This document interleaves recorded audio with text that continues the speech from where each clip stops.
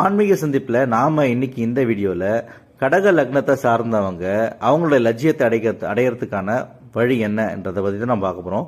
ஏற்கனவே மேஷ லக்னத்துலேருந்து மிதன லக்னம் வரை பார்த்துருக்கோம், ரைட்டுங்களா?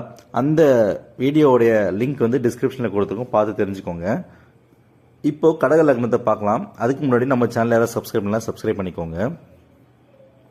லட்சியத்தை அடையிறதுக்கு உங்களுக்கு நிறைய வழி இருக்கும், சரிங்களா? அந்த வழியை வந்து நம்ம என்னன்னு தெரிஞ்சுக்கிட்டீங்கன்னா ஈஸியாக நீங்கள் வந்து அச்சீவ் பண்ணலாம், கரெக்டுங்களா?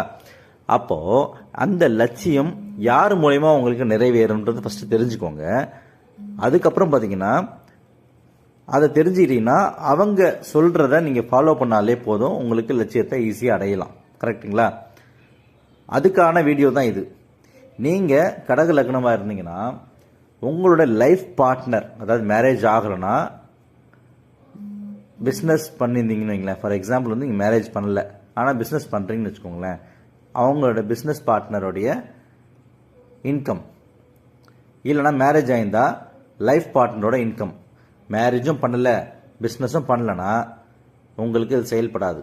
அப்போ என்னென்னா மேரேஜ் பண்ண பிறகு உங்கள் லைஃப் பார்ட்னர், இல்லைனா பிஸ்னஸ் பண்ணிங்கன்னா உங்கள் பிஸ்னஸ் பார்ட்னர், அவங்களுடைய வருமானம், அவங்களுடைய அமௌண்ட், அவங்களுடைய இன்வெஸ்ட்மெண்ட், அவங்களுடைய இன்கம் அவங்க இன்வெஸ்ட் பண்ணுவாங்க, உங்களுக்காக இன்வெஸ்ட் பண்ணுவாங்க.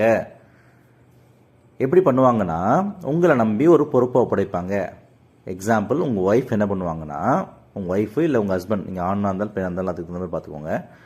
உங்களோட லைஃப் பார்ட்னர் என்ன பண்ணுவாங்கன்னா, என்கிட்ட இவ்வளோ அமௌண்ட் இருக்குது, நான் இன்வெஸ்ட் பண்ணுறேன், உன்னை நம்பி இன்வெஸ்ட் பண்ணுறேன், நீ உனக்கு திறமை இருக்குது, நீ பண்ணு, நீ பண்ணிவிட்டு நல்லா ஏர்ன் பண்ணு, உன்னோட எய்மை வந்து ஃபுல்ஃபில் பண்ணிக்கோ, எனக்கு ஒரு ப்ராஃபிட் கொடு, நீ ஒரு ப்ராஃபிட் வச்சுக்கோ அப்படின்னு உங்கள் லைஃப் பார்ட்னர் அல்லது பிஸ்னஸ் பார்ட்னர் உங்களை நம்பி பொறுப்பை ஒப்படைப்பாங்க. அப்படி ஒப்படைக்கும் போது தான் உங்களுடைய லட்சியத்தை உங்களால் அடைய முடியும். அதுதான் உங்களின் வழி.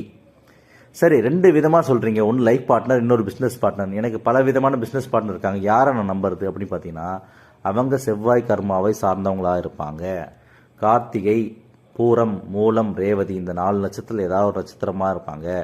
இல்லைன்னா அவங்க வீட்டில் யாராச்சும் வந்து அதாவது சகோதர பிரச்சனைகள் இருந்துகிட்டே இருக்கும். இல்லைன்னா வந்துட்டு பார்த்திங்கன்னா அவங்க வீட்டில் வந்து அதாவது வந்து டிவோர்ஸ்டாக யாராவது ஒரு லேடி இருப்பாங்க. இல்லைனா வந்து சின்ன வயசுலேயே வந்து கணவனை இழந்தவர்கள், வாழா வெட்டியாக இருப்பாங்க வீட்டில்.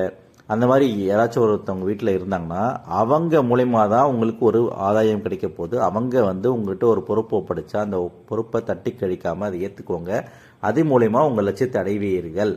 இதுதான் உங்கள் கடக லக்னத்தை சார்ந்தவர்களுக்கான வழிகாட்டி, சரிங்களா? இந்த வீடியோ உங்களுக்கு பிடிச்சிருந்தீங்க, பிடிச்சிருந்தா ஷேர் பண்ணுங்கள். மறக்காமல் உங்கள் சேனலை சப்ஸ்கிரைப் பண்ணுங்கள். உங்கள் ஃப்ரெண்டு